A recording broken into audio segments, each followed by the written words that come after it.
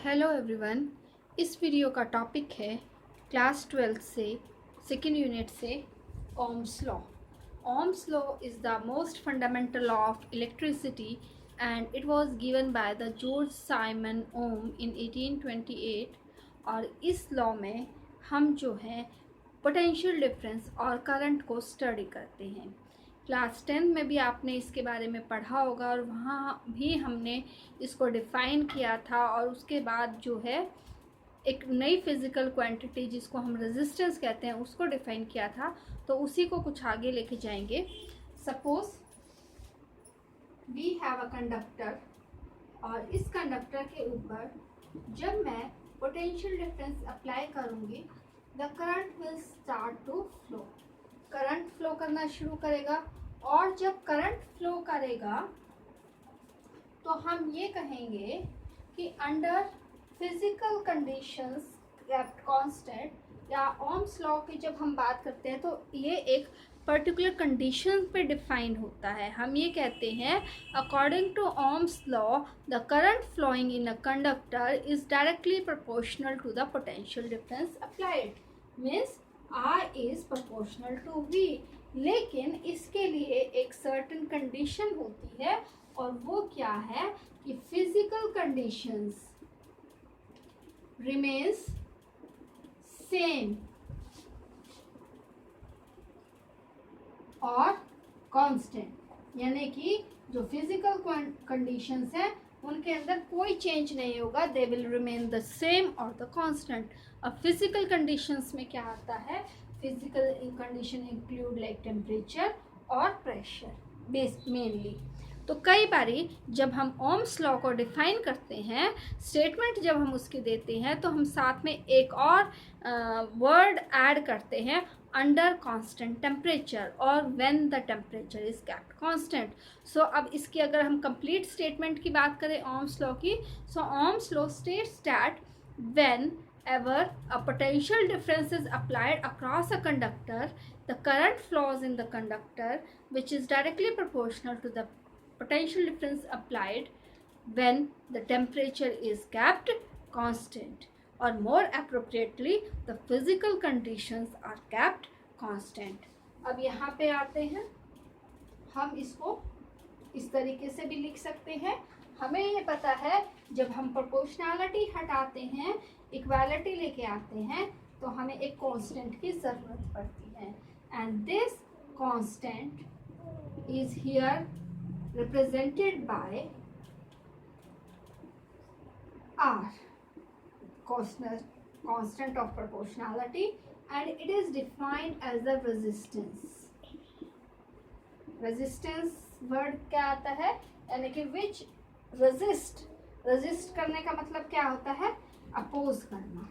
अब आता है इसका फिजिकल मीनिंग। जब मैं इसके फिजिकल मीनिंग को स्टडी करती हूँ तो ये रेजिस्टेंस कहाँ से किसी सर्किट में आता है? जैसे ये कंडक्टर है, इसके अंदर फ्री इलेक्ट्रॉन्स हैं। जब हम इसके ऊपर पोटेंशियल डिफरेंस अप्लाई करते हैं तो they start moving in a particular direction, और जब सारे एक पर्टिकुलर वेलोसिटी के साथ मूव करेंगे तो क्या होगा?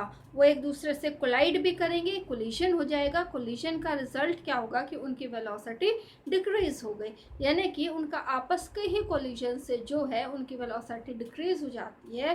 वेलोसिटी डिक्रीज हो गई तो मतलब करंट डिक्रीज हो गया, करंट डिक्रीज हो गया तो मतलब ऐसा कुछ हो गया जिसने करंट को अपोज किया, and that is termed as resistance. तो ये समझ आ गया कि रेजिस्टेंस किसी भी कंडक्टर में कहाँ से आता है।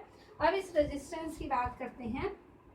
Resistance is defined as V by I, और it is the ratio of the potential difference applied to the current. And when 1 volt of potential difference is applied across a conductor, और अगर 1 ampere of current flow करता है, then the resistance is defined as 1 ohm। और इसके लिए जो हम symbol use करते हैं दिस वन, ठीक है। तो यहाँ पे हमारा सबसे पहले ओम्स लॉ से जो है हमने रेजिस्टेंस को डिफाइन कर लिया। रेजिस्टेंस जो है it is the ratio of V by I। और जो कंडक्टर्स हमारे इस ओम्स लॉ को ओबे करते हैं they are termed as ohmic conductors.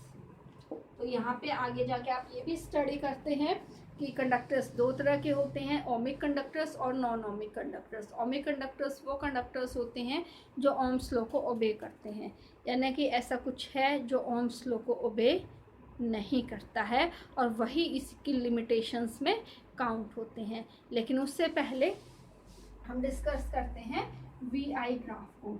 जब हम वी.आई. ग्राफ प्लॉट करते हैं तो हमें एक स्ट्रेट लाइन मिलती है जो ओरिजिन में से पास करती है फॉर ओमिक कंडक्टर्स, ठीक है।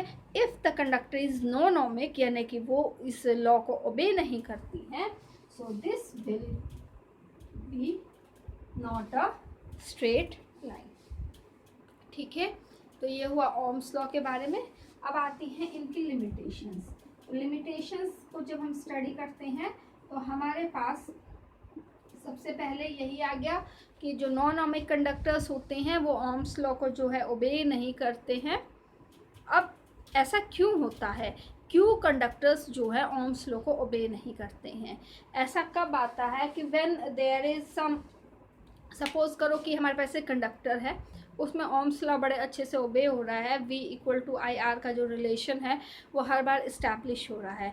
अब करंट फ्लो कर रहा है फॉर मैक्सिमम टाइम, ठीक है।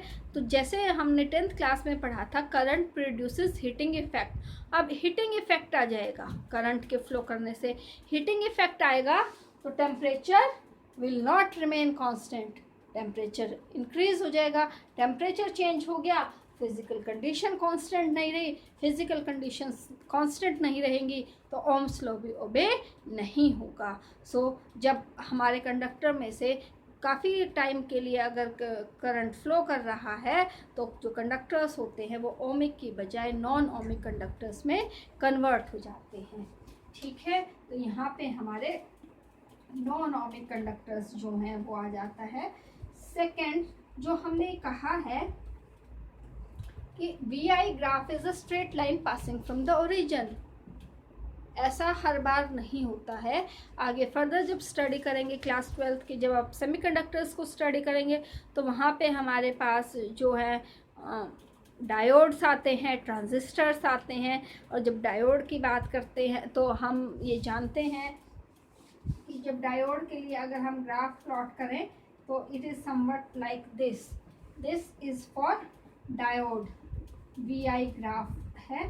तो यहाँ पे भी हम क्या कहेंगे कि graph is not a straight line, तो यहाँ पे भी ओबे ओम्स लॉ जो है वो ओबे नहीं होता है। और थर्डली एक और हमारे पास इलेक्ट्रिकल कंपोनेंट होता है जिसको हम कहते हैं थर्मिस्टर। थर्मिस्टर्स जो होते हैं वो टेम्परेचर वेरिएशन से, हीट की वेरिएशन से जो है वो रेजिस्टेंस ऑफर करते हैं। उनके अंदर भी वी.आई. ग्राफ एक स्ट्रेट लाइन ग्राफ नहीं होता है, ठीक है। This is all about ohms law, the resistance and it's limitations. Thank you.